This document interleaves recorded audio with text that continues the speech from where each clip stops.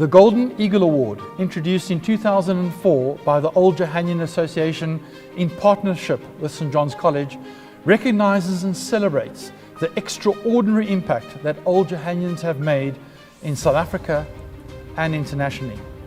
The award is an acknowledgement of the remarkable contributions by Old Johannians who have made a difference in their community, industry, arena of life or field of study, and have been valued ambassadors of the St. John's values of Lux, Vita, Caritas.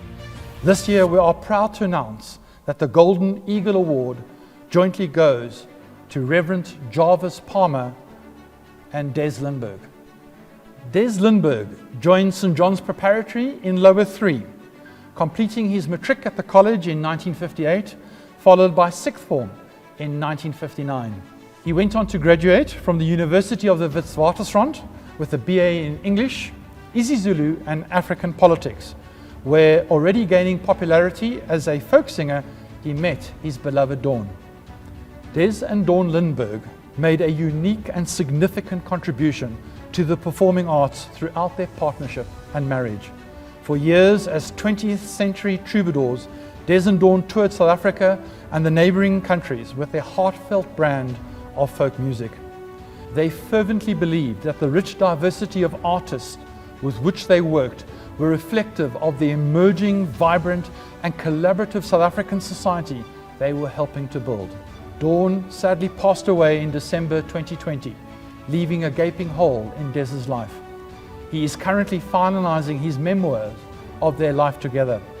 Our story, he says, is a joyful one, and we share it as a celebration of life.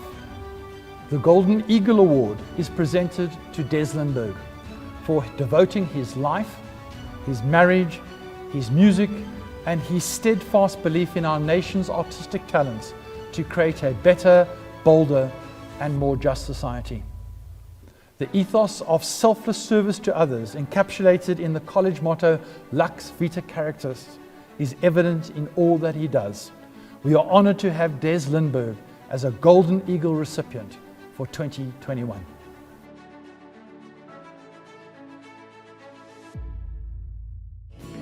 And the seagull's name was Nelson.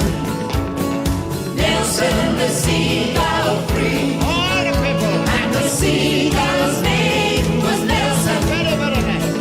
Nelson who came home from the sea.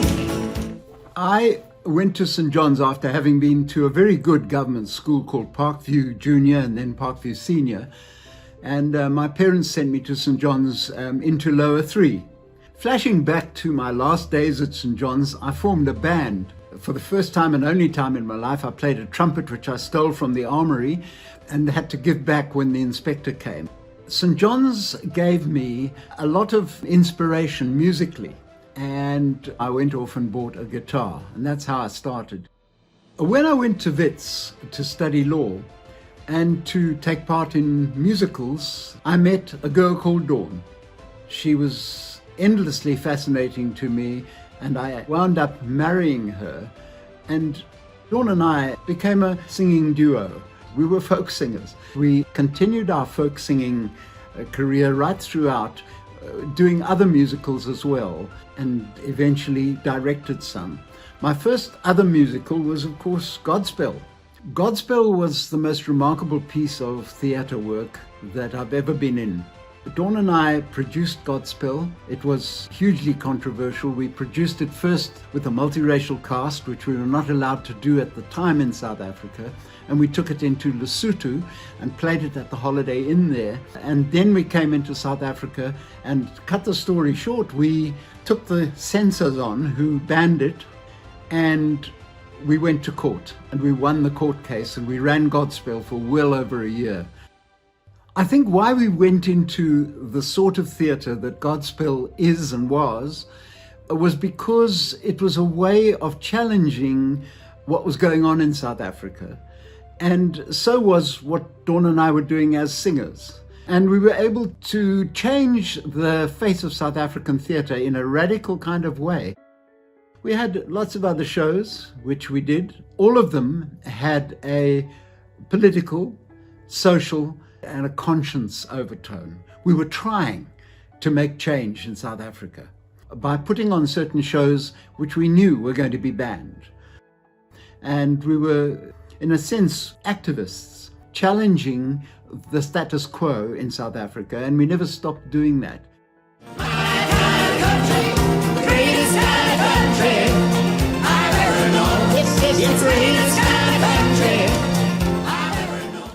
To be the recipient of a recognition from my old St. John's College, which morphed in the time I was there from a quite conservative school to a progressive school, to a school which wanted change, and now to a school where my grandson is able to go with all races and to follow the same steps I took at a great school. The St. John's religious background was not only a very wholesome one, but it was also an incredibly important one for the telling of truth. And I've always believed that St. John's gave me the guts, if you like, to tell the truth, to try to tell it without fear or favor, and to somehow serve a community which was aching with the disability which apartheid caused. And I'm deeply grateful for my St. John's education. I've never regretted a minute of it, except when I was beaten in matric for letting off a rifle from the beautiful little museum, which was in just beneath the chapel. I thought it'd be a good idea one morning to let it off, and I did. But then I guess I've been letting off rifles all my life, and it's very nice to be recognized from the school where I had the happiest, most wonderful, challenging education that anybody could hope for.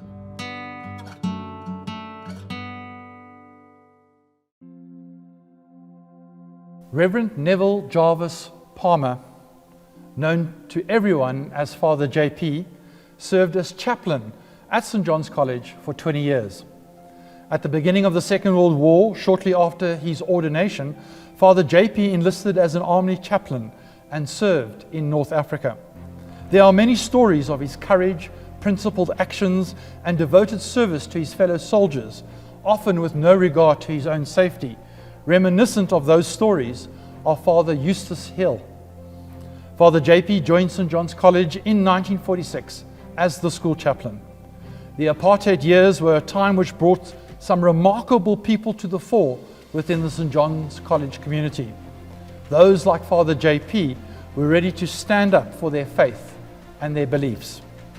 Throughout his ministry at St. John's, he was devoted and fastidious in his care of the chapels and in ensuring the dignity and reverence of each expression of liturgical worship that he led within the St. John's community.